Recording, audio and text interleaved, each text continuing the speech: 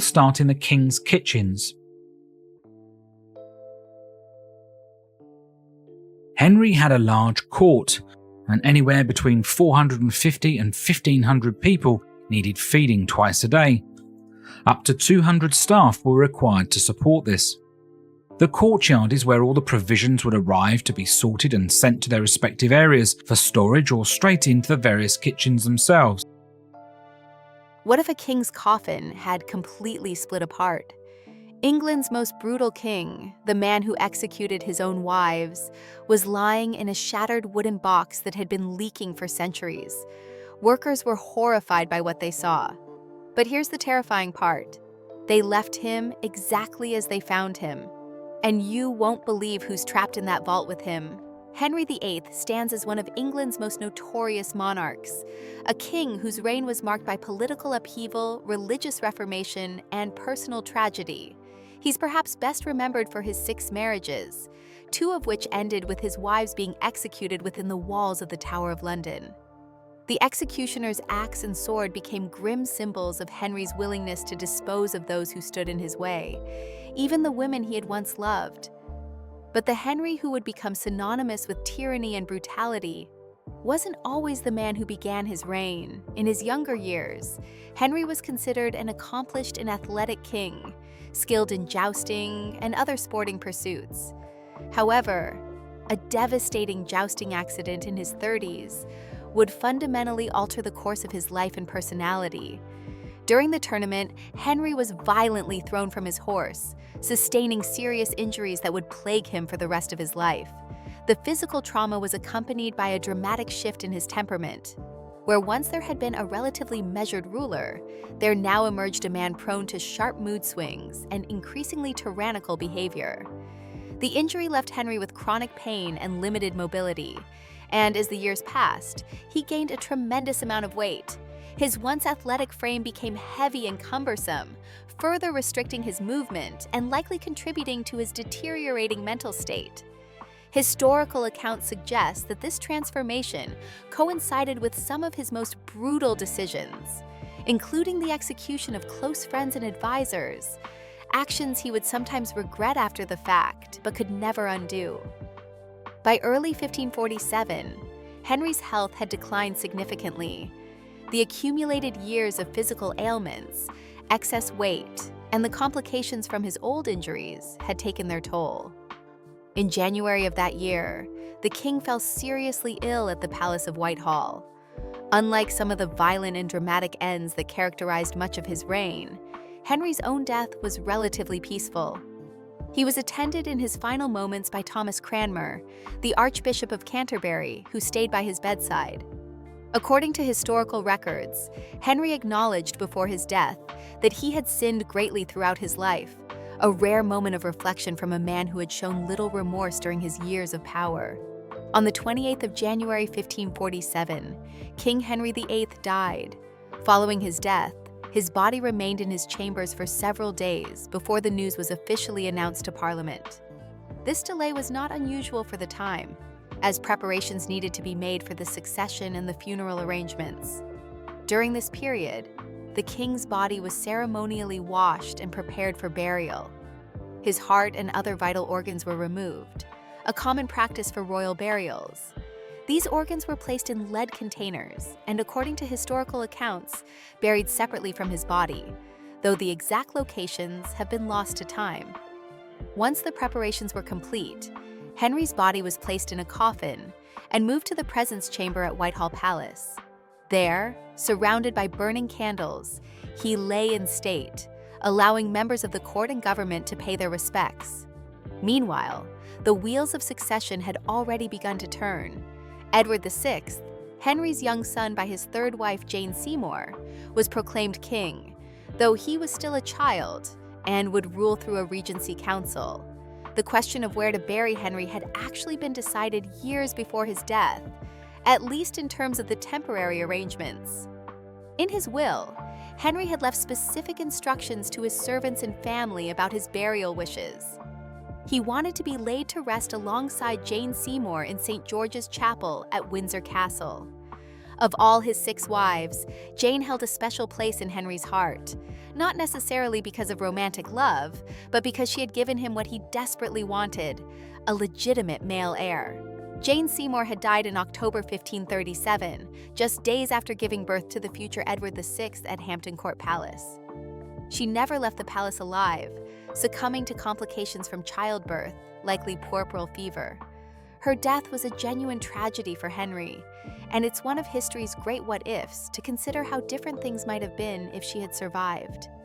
Had Jane lived, it's quite possible that Henry would never have married again, and the fates of Anne of Cleves, Catherine Howard, and Catherine Parr would have been entirely different. After her death, Jane's heart was removed and buried in the chapel at Hampton Court, but her body was taken to Windsor and interred in a vault beneath the choir floor at St. George's Chapel. The location was significant, demonstrating her importance as the mother of the male heir. When Henry made his will, he specified that he wanted to be buried in the same vault with Jane, at least initially. However, his plans didn't end there. Henry had spent decades planning what he believed would be his final resting place, and it was far grander than a simple vault at Windsor. The king envisioned a magnificent tomb that would be placed in Westminster Abbey, next to the tomb of his father, Henry VII, and his mother, Elizabeth of York. This wasn't meant to be just any tomb. Henry wanted something spectacular, a monument that would outshine even his parents' impressive memorial. The plans called for a structure that would be a quarter larger than the existing tomb of Henry VII and Elizabeth, adorned with elaborate decorations and sculptures. Italian sculptors were commissioned to work on this grand project, and Henry himself was deeply involved in the design process, frequently arguing with the artists about various details and specifications. He wanted every element to reflect his power, his achievements, and his place in history. The tomb was meant to be a statement, a physical manifestation of the Tudor dynasty's greatness, and Henry's own significance as a monarch who had changed England forever. But as with many of Henry's grand plans, this one would never come to fruition. The king died before the tomb could be completed, and after his death, his children showed little interest in finishing the project. The cost would have been enormous, and there were other priorities for the new regime under Edward VI and later under Mary and Elizabeth. As a result, the elaborate memorial that Henry had envisioned, argued over, and planned for remained unfinished, and eventually, the project was abandoned entirely. This meant that Henry's dream of being laid to rest in a grand monument at Westminster Abbey would never be realized. Instead, the temporary arrangement at Windsor would become permanent, a far cry from the magnificent tomb he had imagined for himself. After Henry's death and the completion of the embalming process, preparations began for the funeral procession that would carry the king's body from Whitehall Palace to its final resting place at Windsor Castle. This was no ordinary funeral procession. It stretched for an impressive 4 miles, making it one of the most elaborate royal funeral processions in English history. The sheer scale of the event required significant logistical planning, and in some places, roads actually had to be widened to allow the massive procession to pass through. At the center of this grand spectacle was the funeral hearse, an elaborate carriage that carried Henry's coffin. The hearse was pulled by horses that had been draped in black cloth, a traditional symbol of mourning. But what made this procession particularly striking was what sat atop the coffin itself. A life-sized wax effigy of Henry had been created, dressed in the king's own clothes and covered in jewels. This wasn't just for show. For many of the common people who lined the streets to watch the procession pass by, this was the first and only time they would ever see an image of their king. In an age before photography or widespread portraiture, most ordinary citizens had no idea what Henry actually looked like. The effigy gave them a glimpse, however artificial, of the man who had ruled over them. The crown was also placed on the coffin, another powerful symbol of the monarchy and the weight of kingship. As the procession made its way toward Windsor, it stopped for the evening at Sion Abbey to rest. This overnight stay has given rise to one of the more gruesome legends surrounding Henry's death. According to stories that circulated in the centuries following the funeral, something disturbing happened while the coffin rested at Sion Abbey. The tale claims that Henry's body actually exploded inside the coffin, with bodily fluids and matter leaking out onto the floor, and that dogs were found licking at the remains. While this story sounds like something out of a horror tale, there's actually a scientific explanation for why it might have occurred. When a body decomposes, gases build up inside, and if a coffin isn't properly sealed, or if the embalming process wasn't entirely successful, these gases can cause the body to rupture or the coffin to leak. This phenomenon was more common in historical burials before modern embalming techniques. Whether the story about the dogs is true remains unclear, but the basic concept of the body releasing fluids isn't as far-fetched as it might initially seem. After the overnight rest, the procession continued on its journey the following morning, finally reaching Windsor Castle. The coffin was carried into St. George's Chapel by 16 yeomen of the guard. The fact that it took 16 men to carry the coffin speaks volumes about Henry's physical state at the time of his death. Years of overeating, limited mobility due to his injuries, and his enormous weight gain meant that even in death, Henry was a substantial presence. The funeral service was conducted with all the ceremony befitting a king, and then came the moment when Henry's coffin was lowered into the vault beneath the choir floor, joining his beloved third wife, Jane Seymour. As was customary, the officers of Henry's household broke their ceremonial staves of office and threw them into the vault after the coffin, symbolizing the end of their service to the king. It was a solemn and final gesture, marking the close of an era in English history. And there, in that vault beneath St. George's Chapel, Henry has remained for more than 500 years, but his rest has been far from undisturbed. Today, if you visit St. George's Chapel at Windsor Castle, you'll find that there's nothing particularly grand or impressive marking Henry's burial site. No towering monument, no elaborate sculptures, no grand memorial befitting one of England's most famous monarchs. Instead, there's simply a plain black marble slab set into the floor of the choir. The inscription is straightforward and factual, listing those who are buried in the vault beneath. It reads that in the vault beneath this marble slab are deposited the remains of Jane Seymour, Queen of King Henry VIII, who died in 1537, King Henry VIII himself, who died in 1547, King Charles I, who died in 1648, and an infant child of Queen Anne. The memorial notes that it was placed there by command of King William IV in 1837. The fact that this simple slab wasn't even installed until nearly 300 years after Henry's death speaks to how his burial site was treated over the centuries. But what's perhaps most striking about the inscription is who else shares the vault with Henry. The presence of King Charles I in particular represents a profound historical irony. Charles I was a Stuart king, and Henry VIII had done everything in his power during his reign to ensure that the Stuarts would never rule England. Yet after Henry's daughter Elizabeth I died without children or heirs, the crown passed to the Stuart line anyway. Charles I is remembered as one of the most controversial monarchs in English history. His conflicts with Parliament and his belief in the divine right of kings led directly to the English Civil War, often considered the bloodiest conflict ever fought on English soil. After years of warfare between royalists and parliamentarians, Charles was defeated, put on trial, and ultimately sentenced to death. His execution at Whitehall, where an executioner's blade separated his head from his body, was a shocking moment that reverberated across Europe. After the execution, Parliament faced a difficult question about what to do with Charles's body. There was genuine concern among parliamentary leaders that if Charles were given a public burial, his grave might become a site of pilgrimage for royalist sympathizers who viewed him as a martyr. They worried that he might be dug up and venerated, or that his burial site could become a rallying point for those who opposed the new Commonwealth government. The solution was to bury him quietly and without fanfare, and they chose Henry VIII's vault at Windsor for this purpose. When workers opened the vault to place Charles's coffin inside, they discovered that space was quite limited.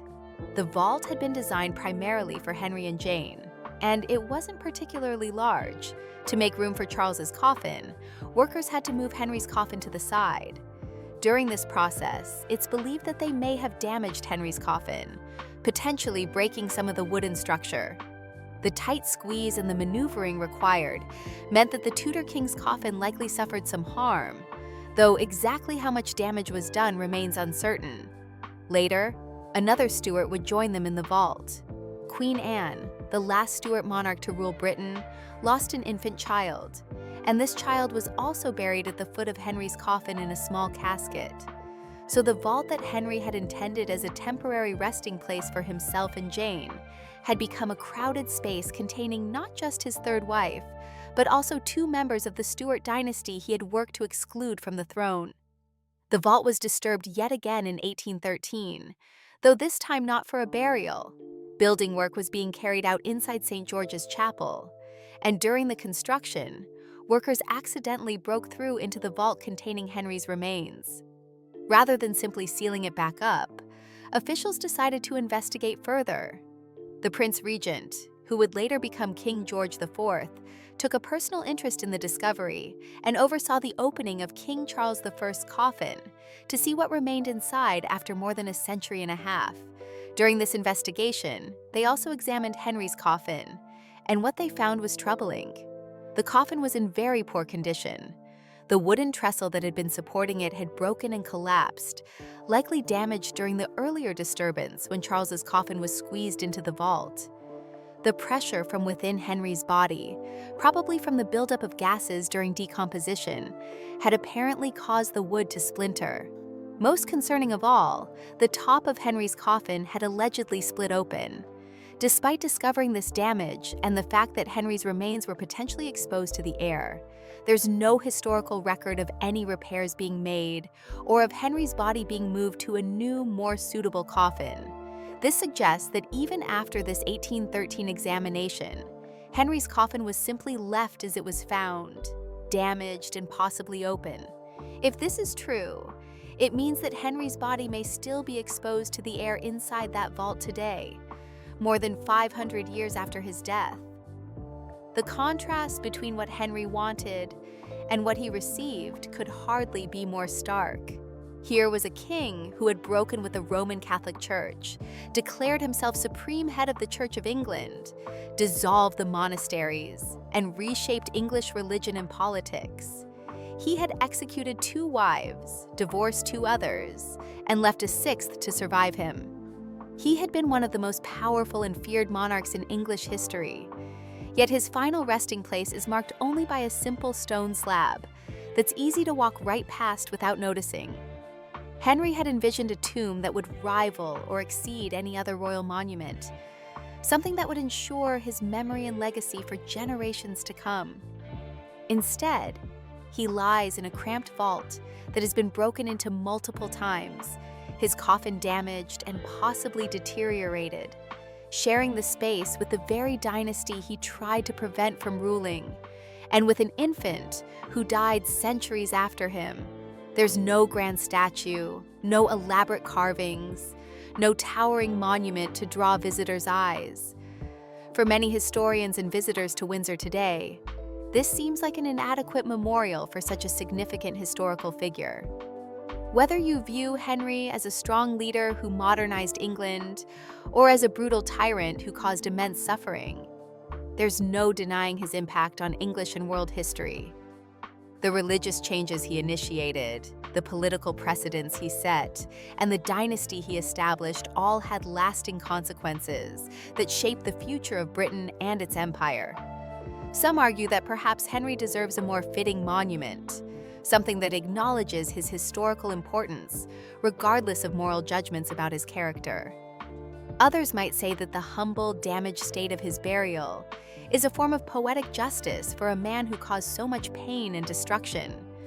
Whatever your perspective, the fact remains that one of England's most famous kings lies beneath a plain marble slab in a vault that few visitors to Windsor even notice, far from the grand Westminster Abbey tomb he spent years planning and arguing over.